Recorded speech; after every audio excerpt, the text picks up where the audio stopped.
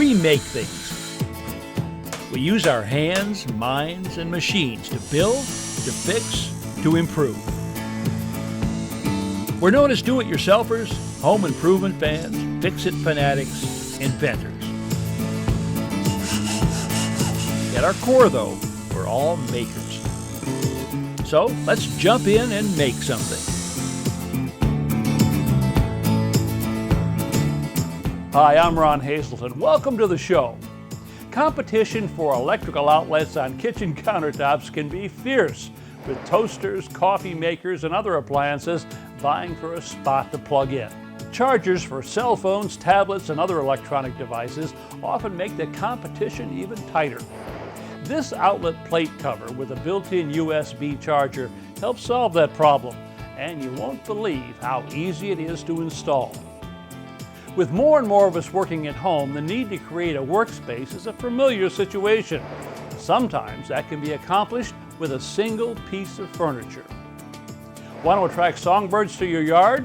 Here are some surefire tips that will be music to your ears. Today's house call takes me through Atlanta, Georgia to the suburb of Lawrenceville, in the home of Derek and Gwen Allen.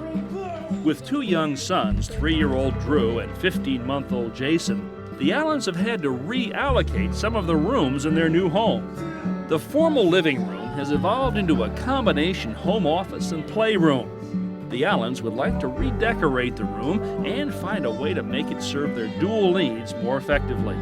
The project itself will be pretty straightforward, but what makes this house call different is that we're going to show you a few of the behind-the-scenes activities that are an inevitable part of making house calls. As I head toward the Allens' home, carpenter David Schulte and assistant carpenter Scott Haynes are already on the scene with our workshop on wheels to begin prepping for today's project. Hello, Ron. Hey, Gwen, how are you? We're fine. Derek? Who's this? This is Drew. This is Ron. Gonna give a hug? Oh, okay. And you said that you were using it for, because you had to take your computer stuff out of what is now the nursery for Jason. Yes. Oh, okay, so it's down here now. So What were you thinking, Dave? We're gonna paint the walls, kind of a burgundy color, crown molding, and then to make this more of an office, we've got some ready to assemble, unfinished furniture from Whittier Wood Products.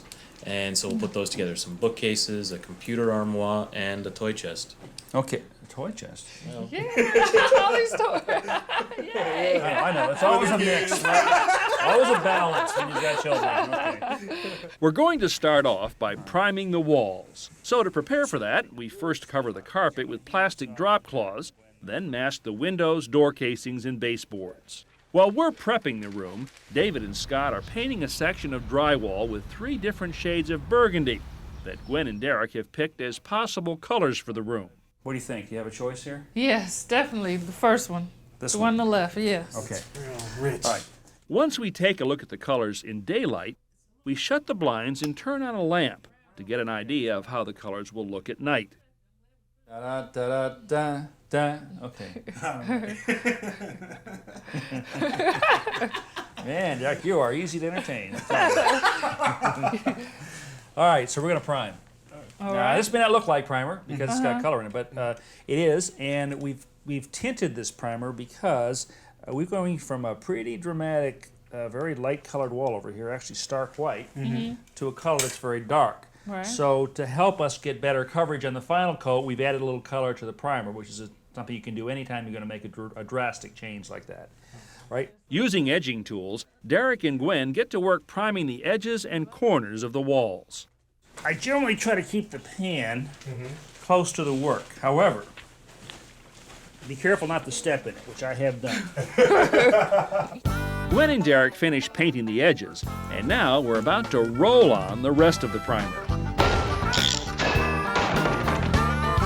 Now, if you're going to be rolling paint on walls like these, here's a tip that'll save you time and give you more uniform results. Instead of putting your paint in a pan like this, put it in a 5-gallon bucket. In this case, we've got 2 gallons to put in here. Now, if there's any color variation between these 2 gallons, it's going to go away when I mix them together. Everything's mixed. Now, we're going to drop this over the side of the bucket. This is called a painter's screen. And instead of going back to a paint pan and dipping our roller in that, we're going to dip this directly into the 5-gallon bucket. Submerge it, like that. Roll off the excess on the screen, and we're ready to paint.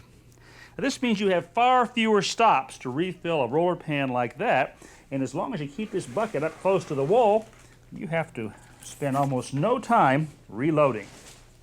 Place the fully charged roller near the top of the wall and make one long stroke from top all the way down to the bottom and back up again. Recharge the roller, move over about 1 roller's width, and repeat that process.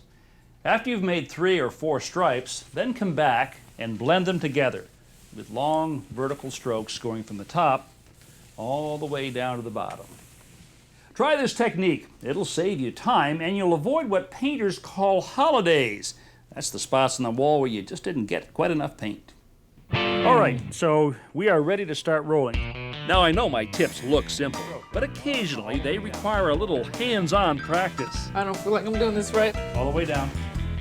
Oh no, look what Gwen did. Gwen hit the ceiling. I went to the ceiling. Oops, look what I just did. I saw Gwen's mark up there and I said, I gotta match that. There you go, now you come down so you can have that white stripe in between. You thought I had a hold of it? You think I'm gonna do yours and mine? Boy, she was really quick to get up that roller, wasn't she? You're unloading the roller now. Okay. You've already got enough paint on the wall, all the way up and down. All the way down. All the way down, there you go. Top to bottom, that's it. And then back up. And all the way down. You keep working your way across the wall so you've got a nice even coverage there. Okay.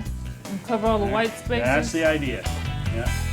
If part of a house calls project involves repetition, like assembling all this furniture, I often do some of the work on camera while David and Scott work off camera. Hey, Ron, we finished with the primer. You did? Yeah. That's pretty Finally fast. finished. Yeah, it was pretty quick. Okay, so while that's drying, let's go ahead and start putting some of the furniture together. Okay. So I've got the first piece right here. This is actually, well, there's a picture of it right here. You can see this is a bookcase. And I guess I'm going to be forced to read the directions here. Now, everybody pay attention. Place the right side panel A on the clean cardboard inside the box or on a carpeted surface with the holes pointing upward. Screw cam connectors J into the holes for the permanent shelves as shown in figures 1 and 1A. Wow. Okay. Whatever.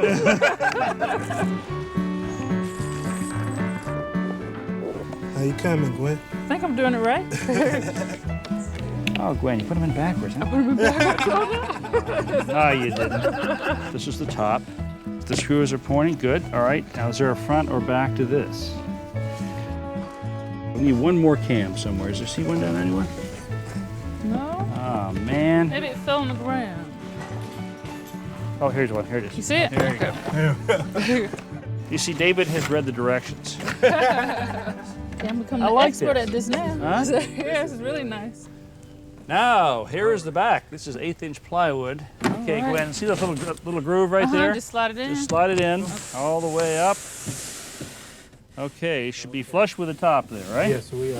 Here's the thing on this, Gwen. This is a variable speed drill. The further you pull this back, the faster it goes. So pull Oh. it very slowly. The most enjoyable part is going to be what we're doing right now.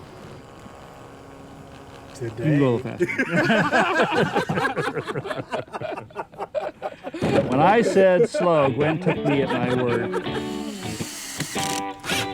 that's Final it. screw. Let's just flip it All over. right. Okay.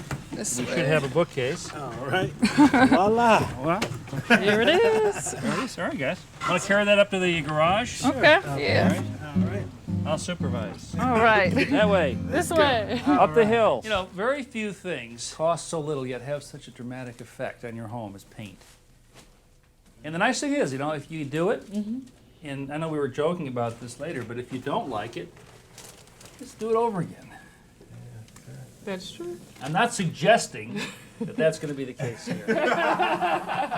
While painting is going on indoors, I've moved back outside to start prepping our furniture for finishing. I drive a couple of nails into the edges of the bookshelves and place them on a pair of 2x4s.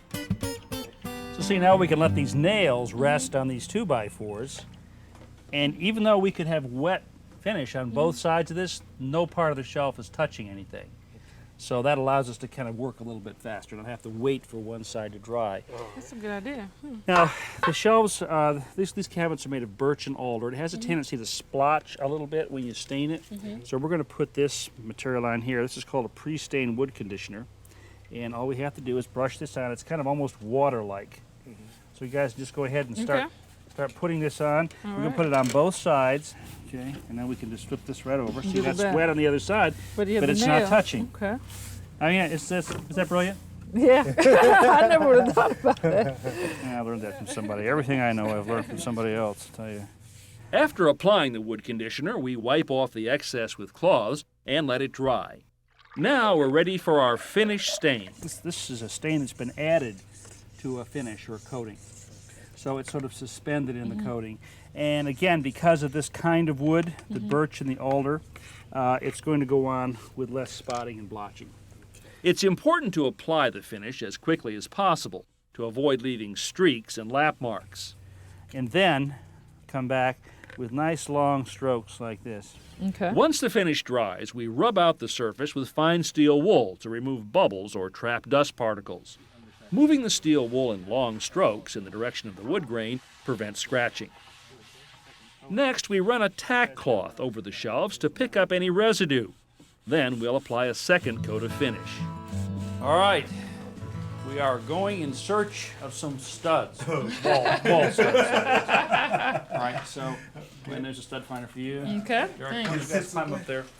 Back inside, we're going to install some crown molding. So we locate and mark the wall studs. Let's put up some crown molding. We're going to be putting up a simple-to-install miterless crown molding system that requires no angled cuts. Using construction adhesive and finish nails, we first attach inside corner blocks. Then at the center points between the corners, we put up divider blocks. While crown molding can be nailed to the wall and ceiling, I prefer to use small triangular mounting blocks, which we attach with construction adhesive and nails. Then we simply cut the crown molding to length, set it in place, and nail it into the mounting blocks. We fill any gaps with painter's caulk and smooth the bead using a finger. I love this part. This is the unveiling, you know? Finally, we remove the masking paper and bring in the furniture. Look at this, Drew. This is so pretty. You like it?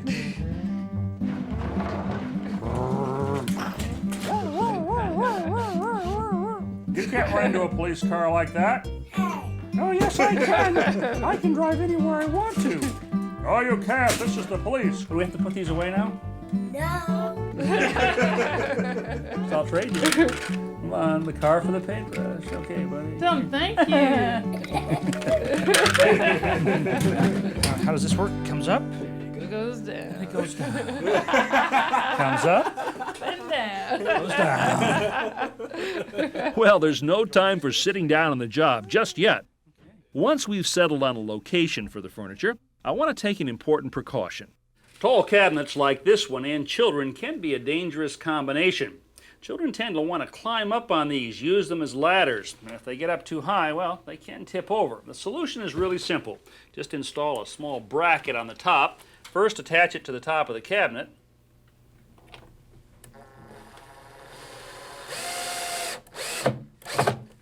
And then, right into a wall stud. There, now that's safe and secure. One added precaution, keep things that are attractive to children off high shelves, down low where they can reach them without having to climb up. Go. Yeah? Huh? Hey, come on in. Come on. Hey! Huh? Not awesome. bad, huh? Awesome. Got a nice workspace here. Keyboard, monitor, little shelf over here. But you know what's really cool about this? A piece of cheese. Well, it works really well as an office. Look at that. This goes up, locks here.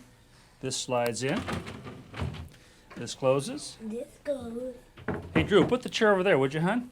Yeah. Let's show Mom and Dad how we can transform this room from an office into a room that's multi-purpose, so we can get down to the Right. really important work at hand, Would you come over here and play with the toys? Huh? Hey! A place for So you like the color? toys. You like the color? I love the color. Great. Perfect. Perfect. All right. Just what we wanted. And it was good for you guys? Oh, Yes. man, I enjoyed every minute of it. And we learned so much, so now we're real confident to do other projects too. So watch out. We're going to do lots of weekend projects That's now. the best thing I could hear, guys. All right. Hey, Drew, coming at you, buddy. All right. Okay. Well, our day began with the living room suffering from an identity crisis, but has ended with a great-looking space that offers something to every member of the family. Having songbirds visit is one of the joys of having an inviting backyard or garden. It's always a pleasure to see the variety of birds that drop by for a rest, a bite to eat, or a drink of water.